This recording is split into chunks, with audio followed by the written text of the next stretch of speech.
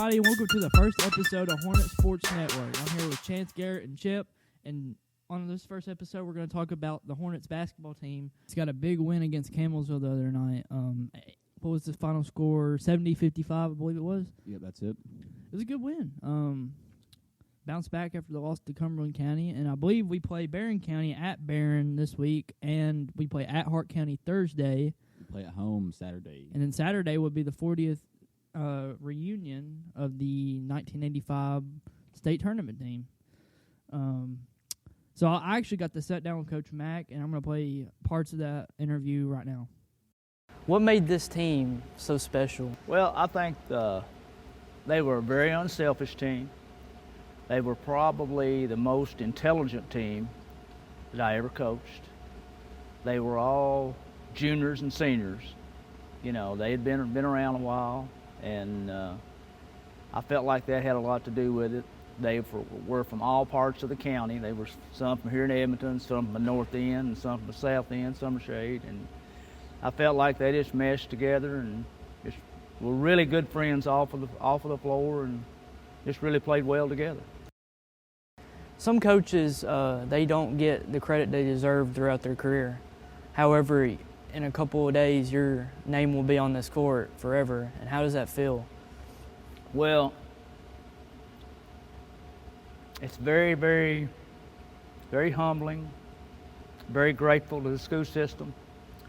But there's only one reason that my name's going to be on the floor. It's because I had really, really good players. I don't care how good a coach you are or how bad a coach you are. If you've got good players, it makes all the difference in the world. And I was blessed, Metcalfe County High School, that I've always had good players.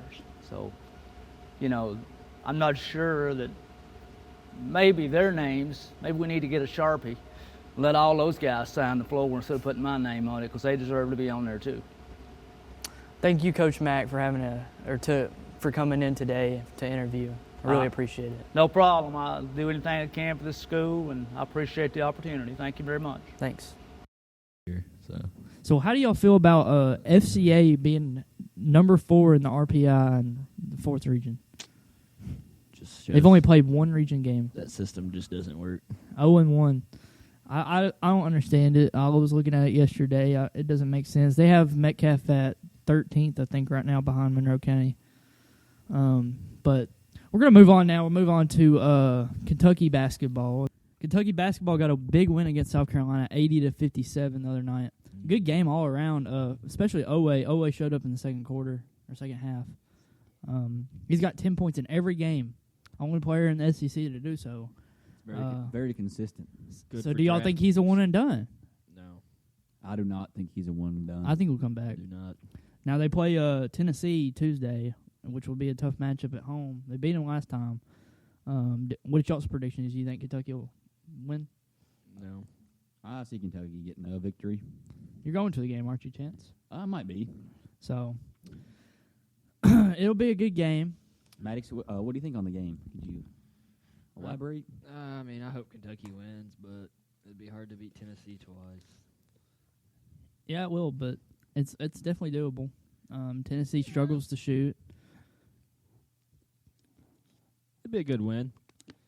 It would be a good win for our resume, which we've already got one of the best resumes in the country, just besides losing to Arkansas. But that's our only bad loss this year.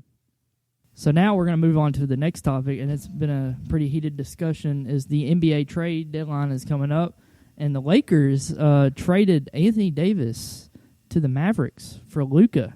So, Maddox, how do you feel about that? I know you're a Lakers fan. I love that trade, especially now that we got Mark Williams coming in at center. We traded him got him for Dalton Connect and Cam Reddish. Great move by General Manager Rob Pelinka, and I think we should be the favorites to win the finals this year now. Well, the Thunder are pretty good. It's going to be tough. Team, not a playoff team. They're a regular season team. I think the New York Knicks are a true contender this year. I don't. Well, nope. Why? Why don't you think they are? I think they match up perfectly with any team in the league. They not better than the Celtics, not better than the Bucks. Here's what I think will happen. 7-game series. That's just in the East. The Lakers will get to the Western Conference Championship Series, and they'll lose in 6 games. I think. No. Yeah, I do. Finals. They always do every year. Luka Doncic, though, completely different player. He's been hurt, so people forget he's top 3 in the league. But is he really? Yes. No. He averages I don't 35 with 9 assists. But and 9 the rebounds. chemistry's not there right now. Oh, it will be. It won't. When you have LeBron, you don't need all that. You just gotta trust in him. Well, you can't trust in Well, LeBron I on don't everything, man. Lakers are the 5 seed right now. They'd play the Denver Nuggets in the first round. I think the What Nuggets has could LeBron beat them. done the past The few Nuggets years? could win it he all. won a championship in 2020. Past few years. But that don't count. That's the bubble. They made the West Finals 2 years ago. I mean, the Nuggets have every year. No, not last year. They didn't. Well, Murray was also Yeah. hurt. Denver's not that good to me. They just have Jokic. Jokic is probably the best player in the league, By far. but that's really. I mean, they had a nice supporting cast, but they've kind of fallen off after their. I believe it was 2023 championship. Yeah, 2023. So who would y'all think the rookie of the year is right now if the season ended today? Oh, the draft class wasn't that good, but I would have said Jared McCain before he tore his ACL from Philly, but He was cooking. And I like his TikToks. I think the favorite goofy. is a guy named Jalen Wells on the Grizzlies, who I really didn't know coming into this year. Well, like after summer ball, I know Reed Shepherd was the favorite to win it, and he's kind of dipped off. He went to the G League. His first night in the G League, he scored 40 points. Yeah. And then got called right back up. The Rockets are not bad either. They're third in the West right now. They have a lot of young guards. That's what their team is built around, so not much opportunity for them. But they'll have a good future there in Houston. So now we're gonna move on to a little baseball. Who's y'all's pick for the World Series? Don't be biased here. I know y'all are Braves fans, but my pick would have to be the Braves when they're healthy. When they're healthy, They're the best team in the league. Acuna should be back by May, I think, beginning of May. And acquiring Jurickson Profar was a big move. Still in the left field. I honestly think I don't know who would be the favorites right now. Probably the Dodgers. Probably I mean they just have a powerhouse and they have a whole economy built around them. Yeah. But so who do y'all think? Paul Skeens, what team do you think he'll go to after the Pirates, after his contract's up? Probably the Dodgers. I believe It'd be the Dodgers. They'll stay with the Yankees. Pirates. I don't know. I think they'll scrap enough money together to I don't think he will. Unless give him what he wants. Unless they're a lot better than they are now, he probably will not stay there. So now we're gonna go off topic here. This has nothing to do with sports, but name your favorite Star Wars movie.